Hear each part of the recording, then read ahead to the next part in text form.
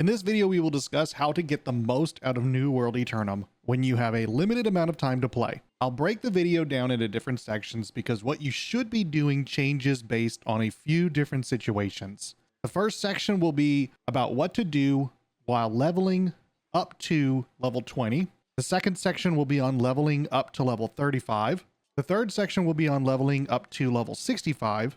The fourth section will be on what to do after you hit level 65 if you want to do PvP activities.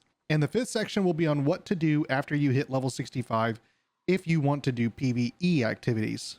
Before we jump in, if you have any additional advice you would like to give other people, leave it below in the comments. For section 1, we are limiting activity up to level 20, and there's a couple different reasons why we're capping it at level 20. That is because you gain access to 3 important things up to level 20. The first one is at level 17 when you gain access to your factions. The second is at level 20 when you gain access to your mount.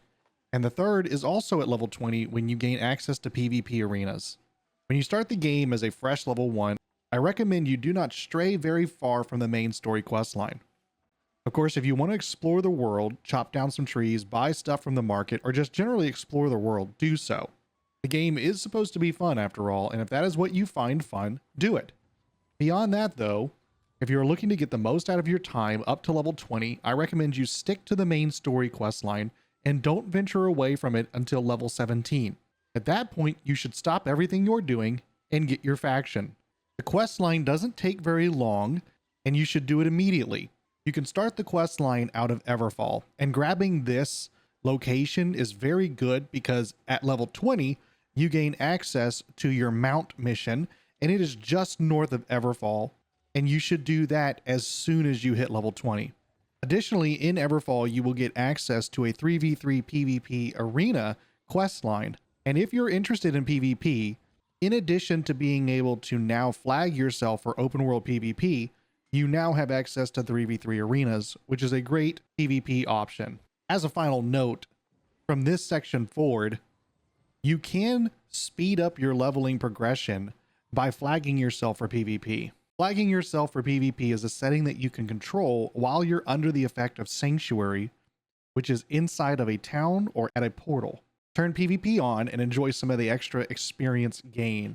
But do note that that means anyone else in the world who is also flagged for PvP will have access to be able to murder you on site. It is definitely a risk-reward situation, and you can definitely turn it off if you seem to be getting ganked a lot, and turn it back on once you feel you are safe. But if you're just trying to level quick and not try to get interrupted, you can leave it off. It's not worth the stress as well if you don't like PvP. The next section is from level 20 to level 35.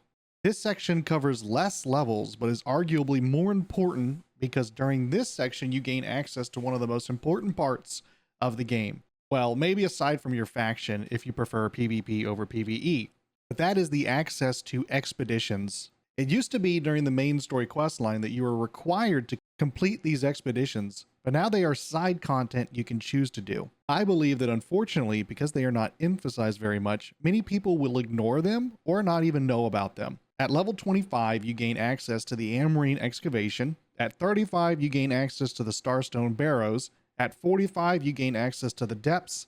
At 55, you gain access to the Dynasty Shipyard.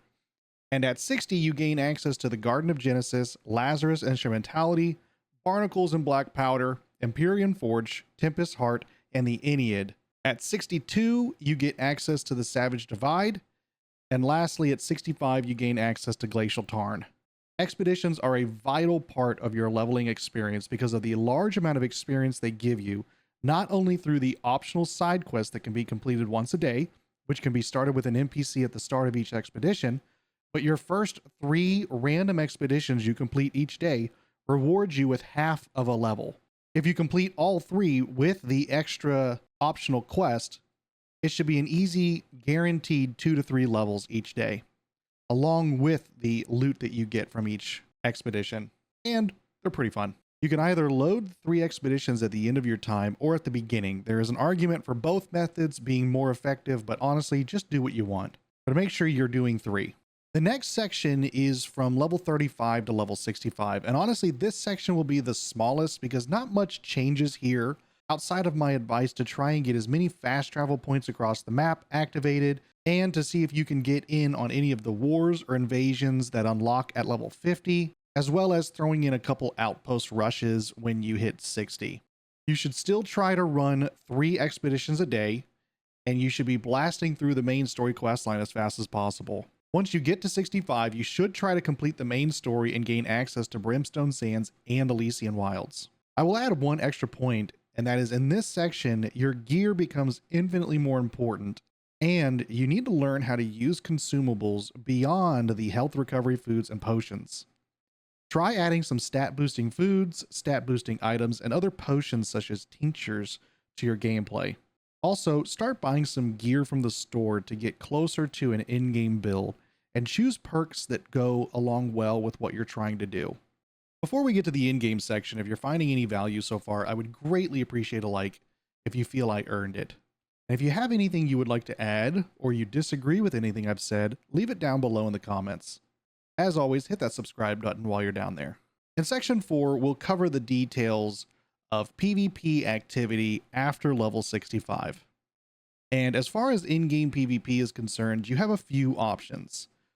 Outpost Rush, which opens at level 60, 3v3 Arenas, which has a leaderboard and opens at level 20, Open World PvP, which you can start doing at level 17, and this does include duels, which you get access to at level 10, the Cutlass Keys free-for-all PvP zone, which is rated as a 60+ zone, faction PvP missions, which again you get access to at level 17, wars, which you can do at level 50, and then the nightly region races, which you can do as soon as you join a faction.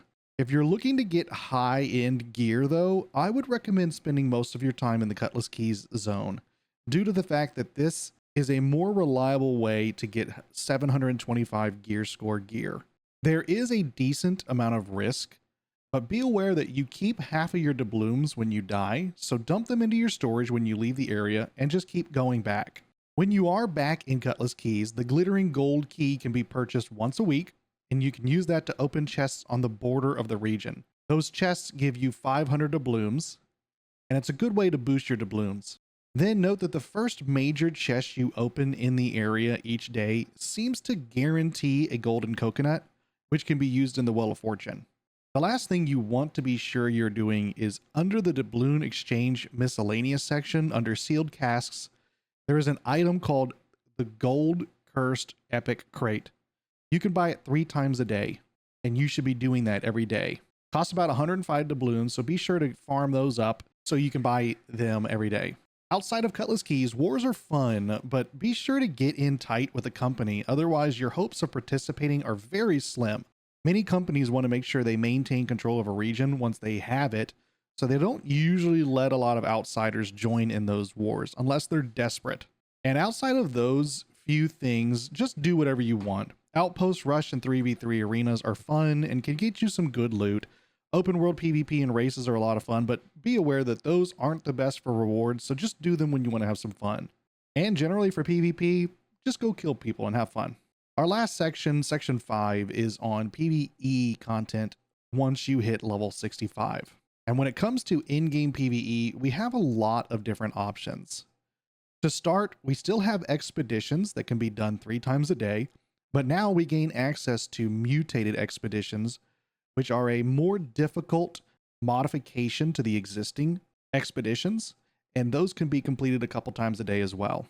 Outside of that, we now have soul trials, which you do experience throughout the campaign, but now you can redo them at level 65, and they provide a decent amount of rewards. There are 3 each day, and you can complete them once each day. Season Trials, the Hive of Gorgons raid, and the Trial of the Devourer are fun things to do that provide amazing gear, but it will require you to find your own groups because there is no matchmaking. The Season Trials and Hive of Gorgon raid has drops that are locked behind a weekly reset as well, while the Trial of the Devourer has a daily reset and a weekly reset for loot. So be aware of that and try to complete them each week. Invasions are the PvE versions of wars, where companies who own a region need to defend against the corruption, or their stations and town will get downgraded. It can be pretty competitive to get in if a company is really managing their region or it's really early in a server's life. But as the server continues to age, and if you're on one of the older servers now, it shouldn't be too difficult to get in on these as long as you're max level and you request access early on. They're pretty fun and provide some great rewards. Elite chest runs are another great way to get good rewards, and you should be able to find a group pretty easily each night who are running through the various different regions to open up elite chests. I definitely recommend doing this at least a few times throughout the week to make sure you're getting some good drops. And in addition to opening these elite chests, you can also close some corrupted breaches, which the first 2 you do of each day will give you a chest with some unique rewards. Outside of each of these individual pieces of content, I would still recommend finishing the main story quest line and any other side quests as well as PvE faction quests that you can. Outside of that, just make sure you're doing what you enjoy and have fun. I hope you found this video useful, and if you did, I would greatly appreciate if you gave it a like. Comment below with any advice you have or what part you found the most useful. And if you're looking for more New World content, check out my playlist. Also, if you're just starting out, check out my Fresh Start Guide. Can't wait to see you guys in Aeternum.